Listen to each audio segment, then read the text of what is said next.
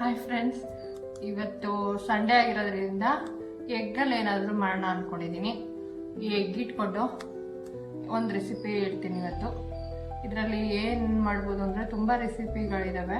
ಆದರೆ ನಾನು ಇವತ್ತು ಮಾಡ್ತಾ ಇರೋದು ಎಗ್ ಫ್ರೈಡ್ ರೈಸು. ಈ ಬ್ರೌನ್ ಮೊಟ್ಟೆ ಇಟ್ಕೊಂಡು ಇವತ್ತು ಎಗ್ ಫ್ರೈಡ್ ರೈಸ್ ಮಾಡೋಣ. ನಮ್ಮನೆ ಎಗ್ ಫ್ರೈಡ್ ರೈಸ್ ಹೇಗಿರುತ್ತೆ ಅನ್ನೋದು ಆಗಲಿ ತೋರಿಸ್ತೀನಿ, ಬನ್ನಿ ನೋಡೋಣ. ಮೊದಲಿಗೆ ನಾನು ಎಗ್ ಫ್ರೈಡ್ ರೈಸ್ ಮಾಡ್ಕೊಳ್ಳೋಕ್ಕೆ ಮೊಟ್ಟೆನ ಬೀಟ್ ಮಾಡ್ಕೊತೀನಿ.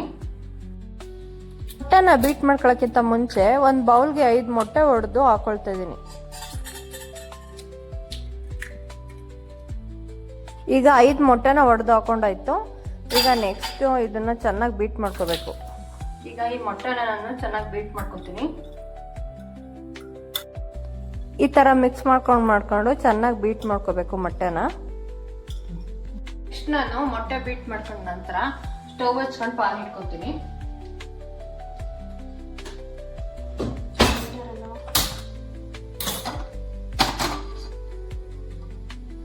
ಈ ಪಾನ್ ಕಾದ ನಂತರ ನಾನು ಆಯಿಲ್ ಹಾಕೋತಾ ಇದ್ದೀನಿ. ಈಗ ಎಣ್ಣೆ ಕಾದಿದೆ. ಇದಕ್ಕೆ ನಾನು ಹಸಿರು ಮೆಣಸಿನಕಾಯಿ ಹಾಕೊಂತ ಇದ್ದೀನಿ, ಜೀರಿಗೆ ಹಾಕೊಂತೀನಿ, ಕರ್ಬೇವಿನ ಸೊಪ್ಪು ಹಾಕೊಂತೀನಿ, ಈರುಳ್ಳಿ ಹಾಕೊಂತೀನಿ. ಈರುಳ್ಳಿ ಬ್ರೌನ್ ಕಲರ್ ಬರೋ ತನಕ ಈ ತರ ಚೆನ್ನಾಗಿ ಫ್ರೈ ಮಾಡ್ಕೋಬೇಕು. ಈರುಳ್ಳಿ ಈ ತರ ಫ್ರೈ ಆದ್ಮೇಲೆ ನೆಕ್ಸ್ಟ್ ನಾನು 1 ಕಪ್ ಕ್ಯಾಪ್ಸಿಕಮ್ ಹಾಕೋತಾ ಇದ್ದೀನಿ. ಈರುಳ್ಳಿ ಜೊತೆ ಕ್ಯಾಪ್ಸಿಕಮ್ ಮಿಕ್ಸ್ ಆಗೋ ತರ ನಾನು ಚೆನ್ನಾಗಿ ಮಿಕ್ಸ್ ಮಾಡ್ತೀನಿ. ನೆಕ್ಸ್ಟ್ ನಾನು ಇದಕ್ಕೆ ಟೊಮೊಟೊ ಹಾಕೊಳ್ತೀನಿ. ಟೊಮೊಟೊ ಹಾಕೊಂಡ ನಂತರ 1 spoon garam masala, 1 spoon pepper powder, ರುಚಿಗೆ ತಕ್ಕಷ್ಟು ಉಪ್ಪು ಹಾಕೊಂಡು ಚೆನ್ನಾಗಿ ಇದೆಲ್ಲ ಮಿಕ್ಸ್ ಮಾಡ್ಕೊಳ್ತೀನಿ. ಇದೆಲ್ಲ ಇಂಗ್ರೀಡಿಯೆಂಟ್ಸು ಚೆನ್ನಾಗಿ ಮಿಕ್ಸ್ ಆದ್ಮೇಲೆ, ಟೊಮೊಟೊ ಚೆನ್ನಾಗಿ ಸ್ಮ್ಯಾಶ್ ಆದ್ಮೇಲೆ ನಾನು ಕೊತ್ತಂಬರಿ ಮತ್ತು ಪುದೀನ ಹಾಕೊಂಡು ಅದನ್ನು ಕೂಡ ಮಿಕ್ಸ್ ಮಾಡ್ಕೊಳ್ತೀನಿ. ಟೊಮೊಟೊ ಎಲ್ಲ ಸ್ಮ್ಯಾಶ್ ಆಗಿ ಚೆನ್ನಾಗಿ ಆಗಿದೆ. ಇದು ನಾನೀಗ ಎಗ್ ಬೀಟ್ ಮಾಡ್ಕೊಂಡಿದ್ದೀನಲ್ಲ ಅದನ್ನ ಹಾಕೋತಾ ಇದ್ದೀನಿ. ಇದಕ್ಕೆ ನಾನು ಬೀಟ್ ಮಾಡ್ಕೊಂಡಿರೋ ಎಗ್ಗನ್ನ ಹಾಕೋತಾ ಇದ್ದೀನಿ. ಎಗ್ ಹಾಕೊಂಡ್ಮೇಲೆ 10 ನಿಮಿಷ ಬಿಟ್ಟು ಈ ಥರ ಮಿಕ್ಸ್ ಮಾಡ್ಕೋಬೇಕು.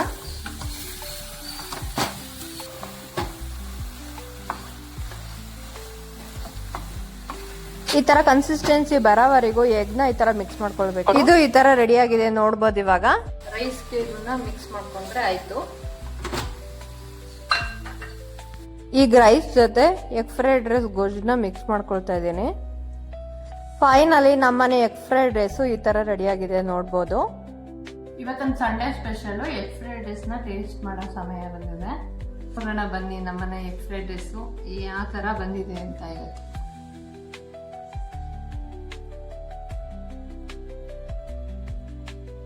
ಸೂಪರ್ ಆಗಿದೆ ಫ್ರೆಂಡ್ಸ್, ಅಲ್ಟಿಮೇಟ್ ಆಗಿದೆ.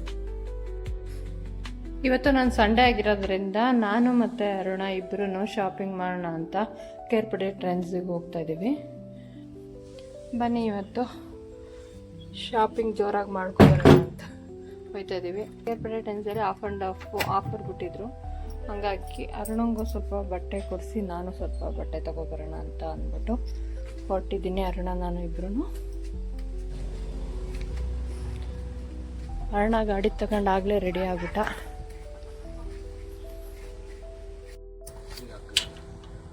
ಲಾಕ್ ಮಾಡಿದೆ. ಟಾಕಿಟ್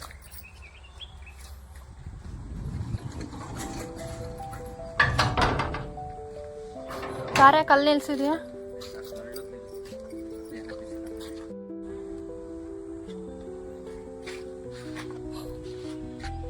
ಸರಿ ಬರ್ಲಿ. ಕೀ ಗಾಡಿಲಿ ಆಯ್ತಾ?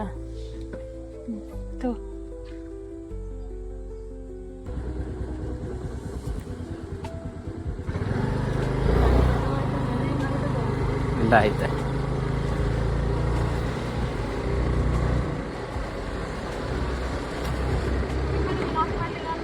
ಮಾಡಿದೆ. ನಮ್ಮ ಮನೆಯಿಂದ ಟ್ರೆಂಡ್ಸ್ಗೆ ಹೋಗೋಕ್ಕೆ ಒಂದು 3 ಕಿಲೋಮೀಟರ್ ಆಗುತ್ತೆ. ಹಂಗಾಗಿ ನಾವು ಗಾಡೀಲಿ ಹೋಗ್ತಾ ಇದ್ದೀವಿ ಅಲ್ಲಿಗೆ.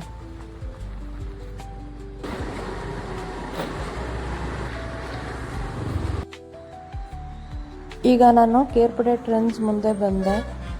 ಒಳಗಡೆ ಹೋಗ್ತಾ ಇದ್ದೀನಿ. ಏನೇನು ಕಲೆಕ್ಷನ್ ಇದೆ ನೋಡೋಣ ಅಂತ.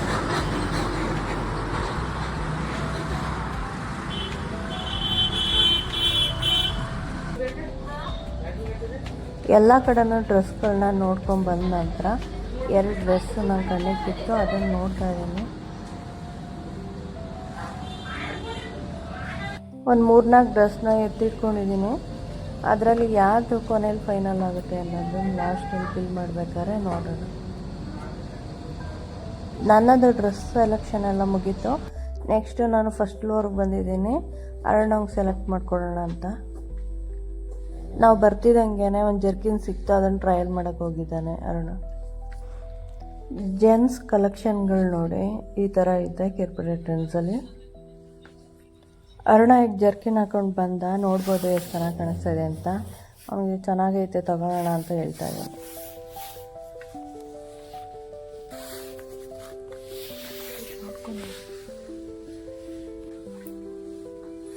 ಈಗ ಅರುಣ ಪ್ಯಾಂಟ್ನ ನೋಡ್ತಾ ಇದ್ದಾನೆ.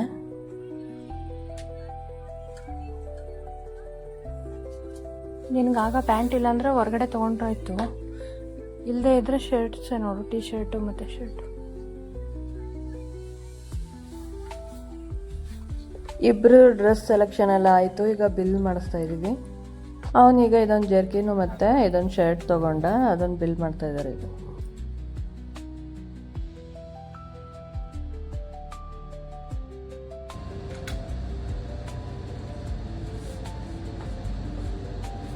ನೆಕ್ಸ್ಟು ನನ್ನ ಡ್ರೆಸ್ನ ಬಿಲ್ ಮಾಡ್ತಾ ಇದ್ದಾರೆ. ಇದು ನಾನು ಸೆಲೆಕ್ಷನ್ ಮಾಡಿರೋ ಡ್ರೆಸ್ಸು. ಇದ್ರ ಜೊತೆ ನಾನು ಒಂದು ಲೆಗ್ಗಿನ್ಸ್ ತೊಗೊತೀನಿ. ಇಷ್ಟು ನಾವು ಶಾಪಿಂಗ್ ಮಾಡಿರೋದು ಇವತ್ತು. ಇಷ್ಟು ಡ್ರೆಸ್ಗೂ ನಾವು 3,500 ಪೇ ಮಾಡಿದ್ವಿ.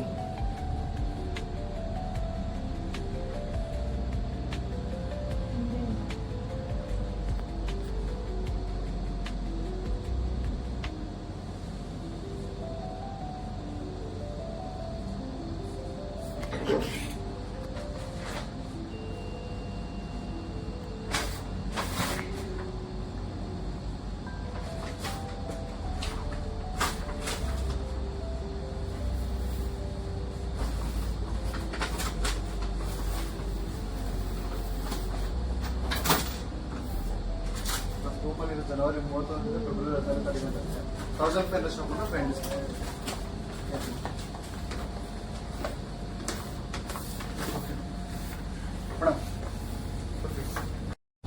ಫ್ರೆಂಡ್ಸ್ ಶಾಪಿಂಗ್ ಮುಗಿಸ್ಕೊಂಡು ಮನೆ ಕಡೆ ಹೊರಟಿದ್ದೀವಿ. ಈಗ ಈ ವ್ಲಾಗ್ನ ಇಲ್ಲಿಗೆ ಎಂಡ್ ಮಾಡ್ತಾ ಇದ್ದೀನಿ. ಈ ವ್ಲಾಗ್ ನಿಮ್ಗೆ ಇಷ್ಟ ಆಗಿದ್ರೆ ಒಂದು ಲೈಕ್ ಕೊಡಿ, ಕಮೆಂಟ್ ಹಾಕಿ, ಶೇರ್ ಮಾಡಿ, ಸಬ್ಸ್ಕ್ರೈಬ್ ಮಾಡ್ಕೊಳ್ಳೋದು ಮರಿಬೇಡಿ ಫ್ರೆಂಡ್ಸ್.